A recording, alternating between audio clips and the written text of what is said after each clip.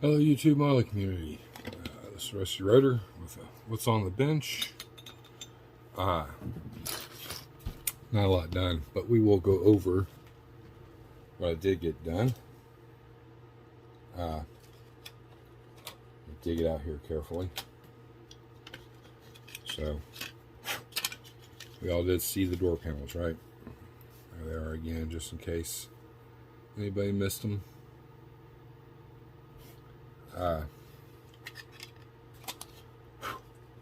And I got the back sanded down and I etched in. Now keep in mind it's going to get a little bit bigger, a pad up here at the top and down here at the bottom. You know, shoulder pad basically, and between your knee and thigh, like support. I did get too thin, so I had to fill in a piece. So I've just been waiting for this to dry, and I got to putty it in, sand it all down, then etch my lines in. But yeah, it's coming along. You know, no rush. We're not worried. We're just kind of taking our time on the interior. Other parts are ready to go, you know, forward, and we will move forward on those. When we get close to being done with those, we'll, you know, we'll start something new, and then we'll come back and finish up what we don't have. I did get a base coat put on the diff. I just kind of wanted to make sure that these holes are filled in. We're not going to see this from here up, so it's not a big deal, but these right here, they blend in pretty good. And the diff looks really good. 4-link. And now we can start adding our detail for the coilovers. Any little paint detail. We still got to base coat from there up. I'm working on a print of a Pro Touring front suspension, so I have to go through the trial and phase that. I did print it, but part of it stuck, so I got to reprint that half. But you can see how fiddly this is. It prints the real spring, then all the shackles, upper control arm, and then it has the center of the coilover for the front. Now, mind you, this is going to be blurry. And this is just kind of soaking in some alcohol right now. There's the lower control arm. There was the lower control arm. Right there. This is the part that stuck. Everything else did really good. So, and then there's all the other little pieces. I'm not sure on how it goes together, but as you can see in here, there's nothing. So I think I want to cut this out up here to let the lower control arm, it'll be on the bottom, and then cut out up here and fabricate the parts in, and then we'll have the coilovers and everything coming down to the spindles in the front. We're going to at least try. Sorry about that. We did get these readjusted where they're supposed to be. I just need to add the bolt detail, but I won't do that until probably the very end. Very little bit more sanding and cleaning up in here. I want to try to get that as clean looking as possible. It's not really uniformed, or, you know, for as tiny as this stuff is, I think it's going to turn out okay. But I do have a lot more cleanup to do on all the edging and try to shape them a little bit better. I just don't want to get ahead and slap it and then not be happy with it. So once we get that, and then you know, we've dry fitted everything to make sure that, you know, everything's going good. We did get the engine painted. Like I said, everything's black. There's going to be different shades. There'll be some gloss black on the pulleys. The belts are flat black. Well, they're rubber. I'm using real rubber belts. The headers, I'm not sure yet. I'm I may come back and do them a steel color, just to break up the monotony a little bit. Then paint the trans an aluminum color. But the oil pan, all that, everything on the engine is black. So we're going to keep that because that is part of the look. But just kind of want to.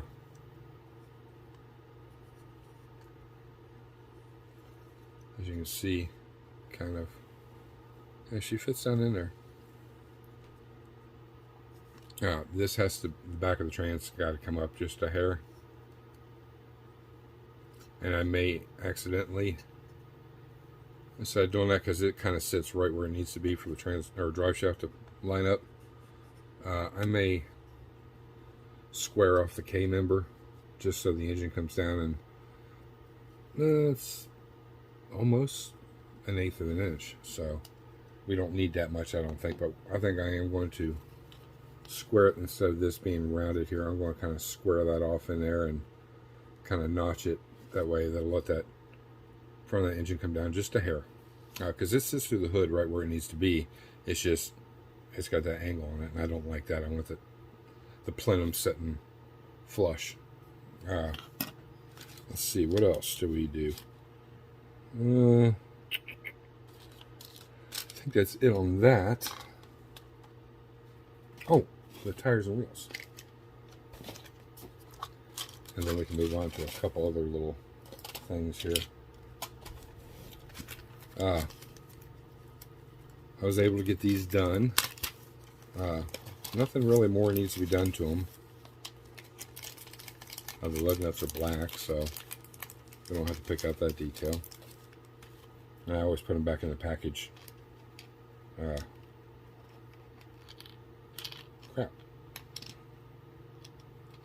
And they're done. Like I said, I use Molotow. I know a lot of guys use All-Clad. I've just never bought it. Not that I wouldn't. I still need to glue these together, but you can see. That's the front tire and wheel. It's all done. And then the back one. Molotow works really well. You just got to remember, using it. You can't be fingering it and touching it a whole lot. It rubs off. So pretty much get it sprayed on there and leave it alone. There is some clears out there that will work over Molotow to protect it.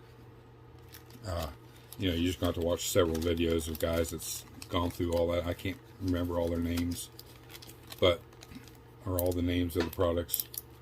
I know a water-based one works okay. It does dull it a hair. But if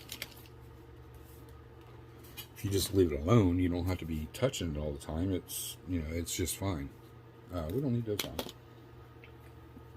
on. Budweiser. We'll just touch base right here. I got his suit all painted, his helmet painted, all the decals on. Surprisingly, these decals laid nice. I had to use a heat gun and a lot of, Mark Fit, but they all went down really nice. I am going to clear coat the driver, probably in matte. Here's his arms, all the decals on his arms. His gloves are painted. Oh, we did get the rear bumper to the Charger painted chrome. Like I said, I won't handle this a lot, and this will get another coat put on top of this, but you can see,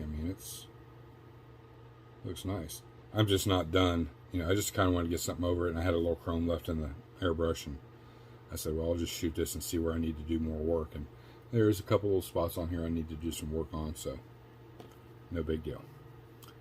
But here's the underside of the hood. There's the top side of the hood. And that is the difference, guys. Anybody that uses the MCW paints, and I'm sure Matthew at Model Car Videos is aware of it too. If you don't use the hardener, you really got to let this set for 3 or 4 days, a little bit more. Or if you got as he calls it, an incubator. a dehydrator, you can, you know, get the process a lot faster. But, you know, I just let it set. It's pretty good now, pretty much ready for clear. This decal gave me a fit. It cracked in a couple spots, but nothing major. You know, it's good enough. But yeah, there's the hood, and then the body back here. You can kind of see all the decals are on it. After clear, the band down here on the bottom neck is painted black, flat black. So I'm gonna wait till after it's cleared. The glass has already got all the trim. I think I gotta paint these little tabs up here, but that's nothing. But yeah, it's all. Here you can see his name above it. You know, this paint's got a pretty nice shine just the way it is, but I am clearing over it. I want it protected. The decals all laid really good. I don't have any edges standing up that I can see the naked eye. I always shoot around the borders of the decals first, and then come back through and lay heavy over them. That way it, you know, they fill in and it covers everything nicely. And then a lot of the chassis parts are ready for clear also. So when I clear, I'll be clearing all those parts, the body. I'll switch guns and use some matte to get him cleared. Oh, I got all the tires and wheel, or the tires scuffed. They're not glued in or anything. I got to touch up the edge of the wheel from where it was attached to the sprue. But I got all the decals on the tires, or wheels. Sorry, getting ahead of myself. There's another decal in there somewhere. There it is. It showed it on the instructions as being on the outer lip, but I couldn't get them to lay on there. They're so small they kept wanting to rock and not fold over, and I drowned them with the Mark Fit and even the microset. It just, they didn't want to listen, so I had to put them up on the inner. So and that may be very well where they go. It's just the instructions make it look like it goes on the outer lip. So that's pretty much it with the Budweiser, where we're at with that. I'm working on a little secret thing for Acme, trying to get it done. Looks like I'm going to. I just got one more little part to paint. It's for one of the builds, kind of display.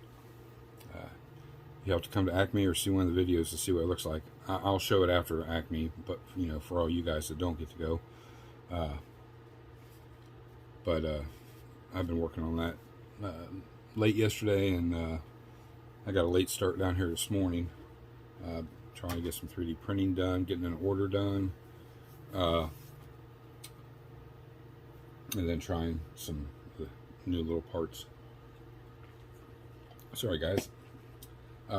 But the rest of this video, we're going to touch base on what Jason Hascom, Blue Ox, he put up a video, and it was in reference to Matthew at Model Car Videos, their videos. What drives you to build? What, you know, is it, you know, what have you, your favorite car, or, you know, it's personal, you know, due to a family member like your father or uncle or whatever, or brother. You know, it's, and I get both their aspects of it. So Jason asked, you know, for somebody to throw a video up, and that's what I'm doing as part of my normal video. I've pretty much covered this before, and you guys all know. I build in a genre that is not that popular, even though it's got the wow factor. You know, it's in the realms of, like I said before, pro street, pro mod. It kind of saddles right in between those two. You know, pro touring. So I got to say that I agree with Jason, and I disagree with Matthew on one thing. It's passion that drives me. It's pure blown passion. Secondly, it's like Jason said, these are cars that I'll never ever be able to build in real life, and, unless I hit the lottery for $100 million. So where I can't work my passion out on a real car, I do it via model cars. It's a it's a lot of combination of things. The artistry of it, the great community that's out there. There's so much inspiration in the world for any genre or any kind of models. It doesn't have to be. I'm sorry, guys. I was eyeballing my soul and it was all mangled. Guess I dropped something on it. Wrong cap on it. That would be why. Anyways, off topic. Passion drives me. What makes me pick a model to choose a model to build? It's really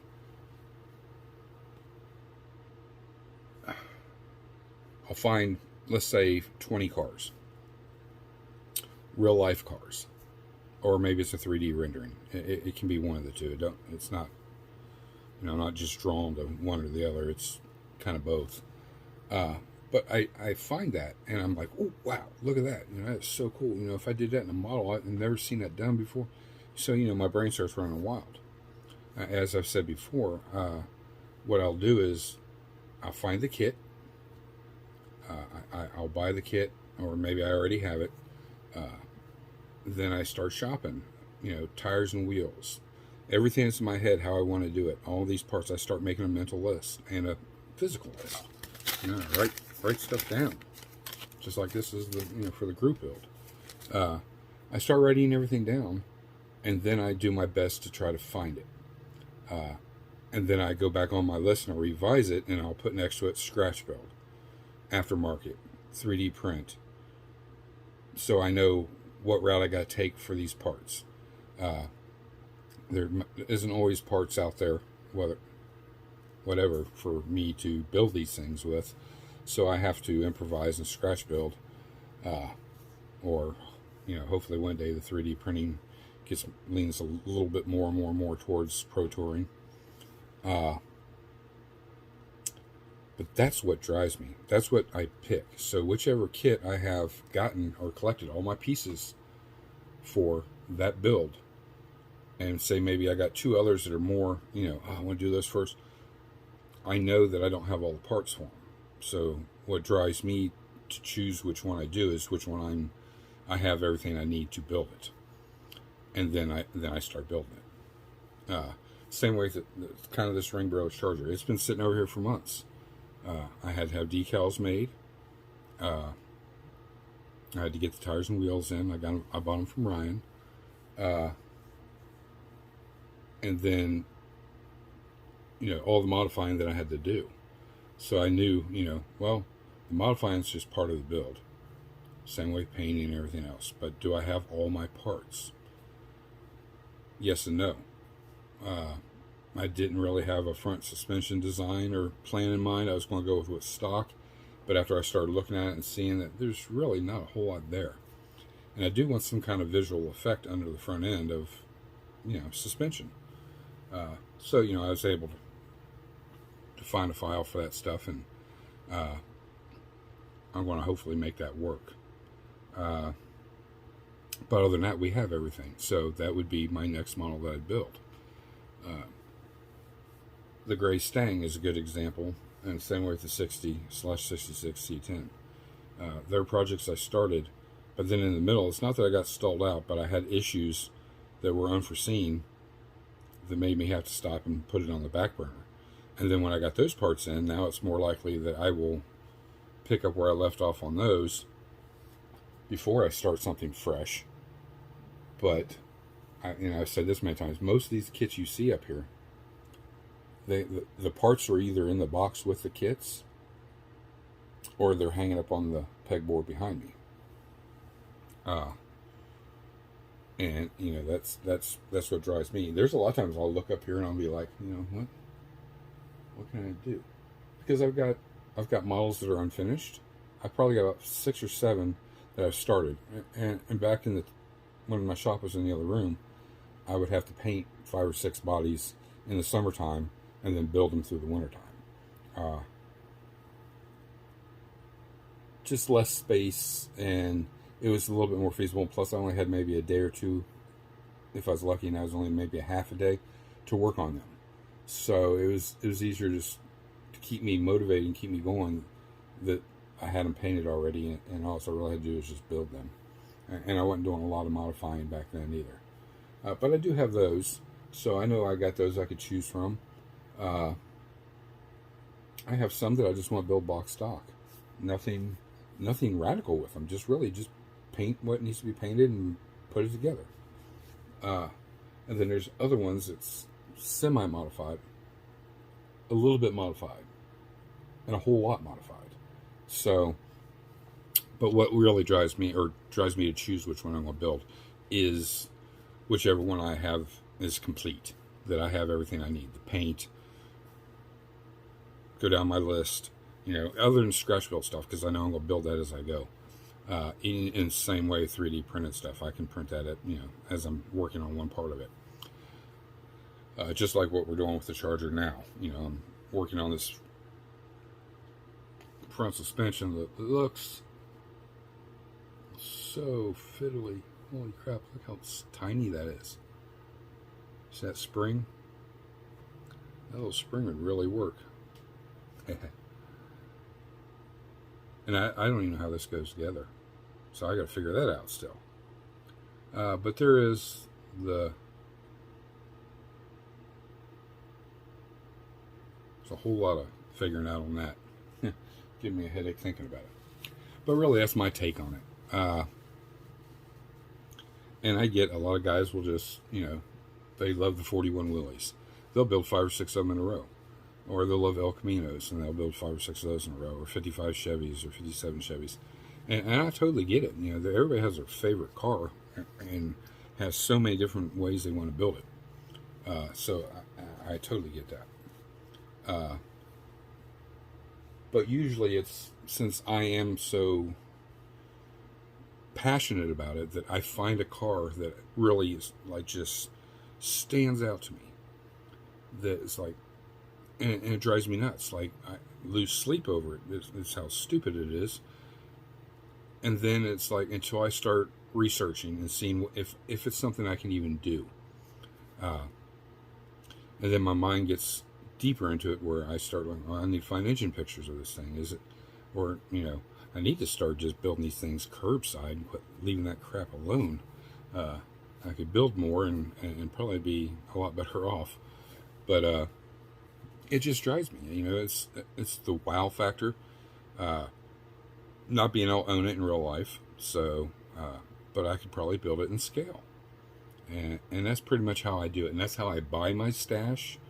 That's how I, categorize my stash as far as first build, second build, third build. You guys have seen me over the past months talk about how I have everything set in line in a row, and I try to stay on track, and because I know these are what I have all the parts for, and it's time to get these done before we, at least get them started to where then I can break out a fresh project. Just like now, my mind went completely down a rabbit hole. There's a new kit that's out that I absolutely have all the parts in the world that I need for that thing to make it just, to me, fantastic. And I've been wanting to build one for a while. I have one already in my stash, but it's not that particular kit. And there's something about that particular kit, and I don't know if it's the box art, that just stands out to me, and I envision more of the build in that kit than I do the kit I have up here. I'm not going to tell you which one it is. So that's just my take on it, guys. That's what drives me to what I choose to build, how I do it. When I was young, it was just go to the store and whatever caught my eye, I bought it and I took it home and I built it. I didn't really put a whole lot into it, other than stand there for 20 minutes trying to choose which color paint I wanted, and then go home and slap paint on it and, you know, build it, and I had fun. Now it's a little more. I got a lot more thought process in it. There's so many more great cars out there in the world, especially, you know, get on Instagram, hot rod magazines. They're a great line of inspiration, and magazines are a little bit better because if it's in there, it's got shots of underneath and shots of the engine compartment and interior, so you got more of a reference to go by than a car you see on Instagram. Every once in a while they'll show maybe a little bit of the interior, a little bit of the engine, then you got to kind of guesstimate and makeshift and make up what maybe not even there. But that's where I get it from. Is, you know, my inspiration comes from real cars or a 3D rendering, and I try to build it in replica, in scale, I should say. So I'm looking forward to seeing more videos on what drives guys to pick which kit they do next. And I agree with Jason. It's passion. I'm super passionate about it. The passion is what drives me to do the extreme that I do. You know, not everybody's going to, you know, go through all this. They build the GSX just stock and maybe change the tires and wheels on it, you know, but they're not going to go all modifying and slamming that front end down like that, and then cutting out all the holes for the speakers, and then all the detail under the hood. You know, that's just me. I didn't see a picture other than my buddy's uncle's car, you know, that was this color and everything. I mean, his didn't look like that. But, I mean, he did have some big tires and wheels on it later, you know, down the road, and it was still a cool looking car. It took really good care of it other than beating the crap out of it. But, you know, there's, see some spots I still got to sand to work on. That's it. Sometimes it's just a vision in my head. It doesn't have to be anything. And that's where it kind of gets fun. It's make-believe, but I get to make up things as I go. It doesn't mean that MSD box controls those things on a real car. But in the model world, it does. It's using your imagination and having a good basis of, you know, automotive design and everything else, that, you know, it fits, even though it's not actually functional, or I don't even know what the word is. You know, in a real car you wouldn't find that. It doesn't exist. That's make believe. That's me saying, well, you know, in a real car, all these electrical wires from the coil packs, they all go into the main harness, and they go to the various places and whatever controls them. It's just a model car is too small that you can get that precise and channel everything through a harness and into the fuse box. And, you know, cars nowadays got 2 to 3 fuse boxes. And in a model car, you wouldn't even see but maybe one of them. So there's getting that tiny detail. Now, maybe bigger scale, that would be a good idea. Actually building the harnesses and running the harnesses how they're supposed to go. But, you know, that's super time consuming. So I don't get that extreme, but, you know, and when I do a model, it's like, I know when I run the wires, okay, I can't run a fuse box. So they got fuel management systems. So, you know, the coil packs are controlling the fire to the plugs and to the cylinders. So those wires will go to the, you know, a fuel management box. And like you'll see a couple times, I'll have 2 of those boxes underneath the hood. Well, one's for fuel and one's for ignition. That's just me making up bullshit. You know, it's not that way on a real car. There's a key component that controls all that. So, but it adds a little cool factor. It's fun to try to do it. So, you know, all that being done, yeah, it takes passion. That's what fuels me. And my inspiration can be anything, but that's what drives me to pick which model I'm going to do next. Because, you know, if I was to pick a model right here, right now, to do next, uh, that I've absolutely been wanting to do for a long, long time, and I've got enough of them now that I could do them, and that's the 66 or 67 Chevelle. Why have I not done it yet? That's because these already have been sitting here with parts ready to go, and I like to do things in order. So we are going to get to one of those. I mean, I have the wagon, I have 65 through 67, all variations of them, and they all have parts in them, aftermarket parts, 3D printed tires and wheels that I've gotten for them. They all have a design behind them, and they're ready to go. It's just these were ready to go before they were. So that's kind of how I do it. Process elimination. Whichever I have everything for is what I do. Just like now. The next one will be fresh kit. Will be the 31 pickup, the 1950 Chevy, because that just gets paint and nice set of tires and wheels. We're not worried about underneath the hood. We'll give it a clean, nice, modern interior, and that's really it.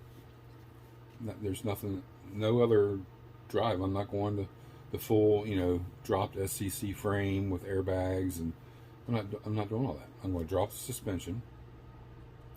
I would say it's probably got a flathead in it. We're going to put the flathead in it. We'll probably, with the color of the body, we'll probably do a tan interior, tan and black. And the body will be a 3-step process. I have to prime it, I have to put a base coat down, and then the candy color over it. And then clear coat. It's a 4-step process actually, and then color sand it out and buff it out and everything else. And that's really it. Tires and wheels speak for themselves. They'll be chromed. I've got them sitting back here. We'll get to that when we're ready to start it. But this weekend I got a lot of house stuff to do, not model related, to get done before we go to Acme. I've pretty much got everything clean, repaired to what I'm going to do, because at the end of it, I don't really care. I can't make them perfect. I couldn't make them perfect when I built them. I can't make them perfect between now and the time to go to Acme. The only thing I can try to do is, like everybody else, is strive to do my next build and do it better. And when I get to that one, that'll be the one I take to a show and then really be like, this one I got a really good shot at winning. These going, I don't. There's a couple I'm really proud of, and they turned out really nice. But most of them are they're shelf queens. They're not shelf queens. But I am bringing them because I want everybody to see them in person. You can see my insanity up close. And I got one more thing to type out to lay by the build. I have to go find the mirrors this weekend also, on top of everything else. And I got to make some other little things to set by them. And that's pretty much it. Next week will be amping up some stuff I'm going to bring with me to show everybody, not show related. And yeah, I think that's pretty much it. So I hope you guys have a great weekend. You get some model time in. The group build's going good. I didn't get, and I've not looked either, but I didn't get a scheduled update from Marcy. And I did get one from the one couple that's in it, that's doing it. Them and Craig, I got his. Like I said, John is done. And mine, that's 1, 2, 3, 4. William put his up. Ruckus Rods and Customs. Another amazing video. Went into the detail he's put into his that you'll never ever see is that is a big Hot Wheel. It's a 1/25th scale or 1/24th scale Hot Wheel. I mean, that thing rolls. I don't like making models that roll, but it rolls. He's chroming the chassis. I just said make them black. It was just a simple thing, but he's going to the extreme. He's changed the, the shape, not shape, but kind of the shape of the body to resemble his Hot Wheel. His Hot Wheel is his inspiration. He's trying to replicate the Hot Wheel in every way he can. That's what it was all about. Other than having fun and getting other people involved with you, that he has taken. He got the assignment. So great job, and everybody else is doing a great job on theirs, replicating them, and I'm really happy. And like I said, I can't wait till next year to host this again, and hopefully we get a lot more people involved. We may have to adjust some things, and things like that, just depending on how many people get involved. But I hope there's a big turnout. And by what I'm doing and taking mine to Acme, and even though it's not perfect, but it inspires people to get involved next year, and it gives them that little wow factor, like, oh, how cool is that? That's so cool. And then they want to do it, and maybe they'll get somebody involved with them to do it, or maybe they'll build a whole fleet of them. There's a lot of Hot Wheels out there. So, and thank you to, Ryan. He made a great set of wheels that really just makes every one of them stand out. You know what it is. There's not even a second guess. You see those red line wheels and you're like, that's a freaking Hot Wheel, but bigger. Then the cool factor, you start looking around and like, holy crap, and if you got a reference point, people looking at it like, holy crap, you replicated the Hot Wheel. It's not the other way around. You didn't build the model car to replicate a real car. You built the model car to replicate a Hot Wheel, a little metal car. So it was a great concept. Like I said, there was 3 or 4 gentlemen that kind of threw that out there and said to me, and I was like, well, I really don't want to do nothing this year. And then I dwelled on it. I was like, you know what? I know these wheels and tires go by the wayside. They only make them so long.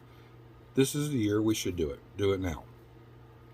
And then Ryan made the file available so I can buy the file. So we don't have to worry about it from years to come. Hopefully, unless my printer goes down again.